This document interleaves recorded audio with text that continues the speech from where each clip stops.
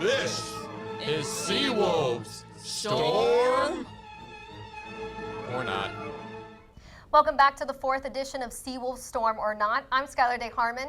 This broadcast is a collaboration between students at the Stony Brook University School of Marine and Atmospheric Sciences and our colleagues at the School of Communication and Journalism. As we go on air, friends at Perm University in Russia report that an apparent single gunman has shot more than 30 students and killed at least 6. Dormitories and classrooms were locked down by local authorities. While some students sheltered in place, others jumped out of second-story windows in an attempt to escape the violence. These horrific events remind us that gunmen and violence can strike anytime, anywhere, and especially on college campuses. Here in America, we are no stranger to school-related gun violence. Recently, there have been threats on our very own campus here in Stony Brook, New York. Just last week at an anti-vaccine mandate protest, someone in our community was threatening online that protesters would, quote, come to campus armed. New Yorkers are deeply familiar with the phrase, if you see something, say something, and university police, who can be reached at 3333, were alerted by concerned students. An important method to staying safe on campus is to sign up for Stony Brook Alerts through Solar. If you haven't seen it, there's a training video on what to do in case of an active shooter on campus. Fall isn't supposed to be about violence and fear. The only thing we should be haunted by are rapidly approaching midterms. On my way to school today to study for said midterms, I noticed that the tips of the trees are beginning to change color, a hallmark of fall. Now, fall officially begins this Wednesday, and I think it's fair to say we're experiencing some fall weather today. Irina Ivanuk will tell us more about today's fall weather. Irina? Thank you, Skylar. It's another beautiful Monday. Today it's sunny with a high of 75. We'll be feeling some light breeze because of the winds coming from east, 3 to 8 miles per hour.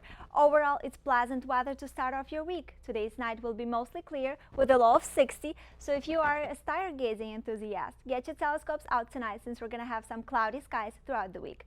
Also, when you're outside, watch out for mosquitoes. More on that, Amanda Cresandi. County officials say that 32 mosquitoes have tested positive for the West Nile virus in Suffolk County.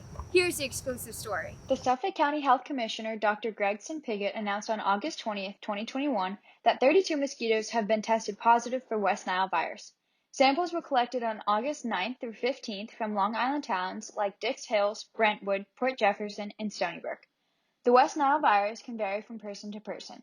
Some symptoms may include high fever, headaches, tremors, and muscle weakness which can last several weeks.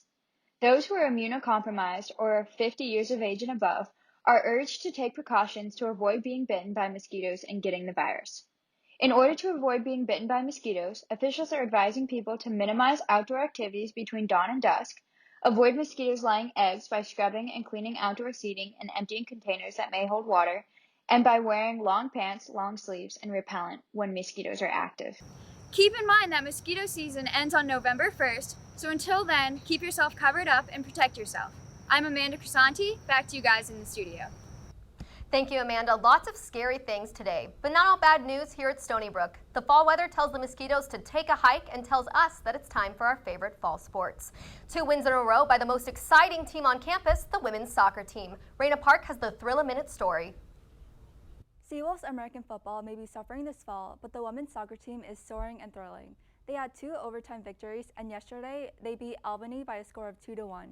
But anyone on campus could have gone to see Friday night's stunning win over Cornell.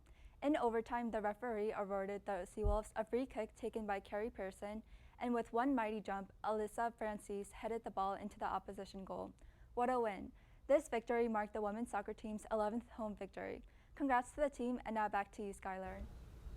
Thanks, Raina. Soccer is out of my realm of expertise, but something I know all about is enjoying fall weather. What I would like to know is, am I having my fall-themed drinks iced or hot this week? Irina has all the details for how to have a successful beverage experience. Irina? Thanks, Skylar. Looking into this week's weather, we'll have a few bright days along with some showers. It's sunny today. Tomorrow will be also sunny with some clouds at night. Moving on to Wednesday, a 50% chance of precipitation expected after 8 p.m. Showers will continue into Thursday and Wednesday. The weekend will have some clear skies with a high of 70. And the big event of the week is the fall equinox occurring on Wednesday. This is when the sun lies directly above the equator, as you can see on the image. Back to you, Skylar. Thanks, Irina. If you want to find out more about the equinox and the planetary implications, head on over to SBU Weather's latest post on Instagram. It looks like we have a beautiful week in store. We do want to take a moment to extend our deepest condolences to our siblings at Perm University. Now, for those of you who follow the weather closely, you might know that we currently have multiple tropical systems in the Atlantic Basin. Tropical storms Peter and Rose are currently churning in the Atlantic, and be on the lookout for the next letter, S for Sam, forming by the end of this week. Though not currently expected to impact us, our hurricane team will be standing by in the event that the storm trajectories change and pose threat to land or life. September is the peak of hurricane season, so I would expect to hear more about future storms like Sam over the next few episodes. Thank you for tuning in to Seawolves Storm or Not. I'm Skylar Day Harmon. We'll see you next week.